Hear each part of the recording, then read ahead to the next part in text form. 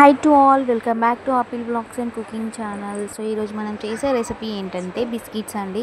మనకు అంగన్వాడీలో ఇస్తారు కదా బాలామృతం. సో దాంతో మనం ఈరోజు బిస్కెట్స్ రెడీ చేయబోతున్నాం. సో ఇక్కడ 2 కప్స్ ఆఫ్ బాలామృతం పిండి తీసుకుంటే 1 కప్ ఆఫ్ ఆశీర్వాద్ పిండి తీసుకోవాలి, అంటే గోధుమ పిండి. సో ఇక్కడ తీసుకొని ఇక్కడ చూడండి, కాచి చల్లార్చిన పాలని మనం పోసుకొని కలుపుకోవాలి, ఈ విధంగా నేను చూపించే విధంగా.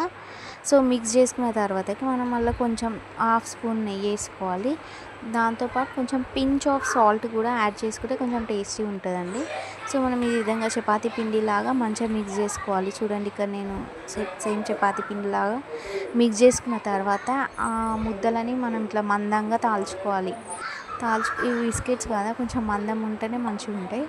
సో మనం దాన్ని ఇష్టం వచ్చిన షేప్ లాగా మనం కట్ చేసుకోవాలి దాన్ని. సో ఇక్కడ చూడండి, నేను ఈ విధంగా షేప్స్ కట్ చేశాను, చూసారా షేప్స్.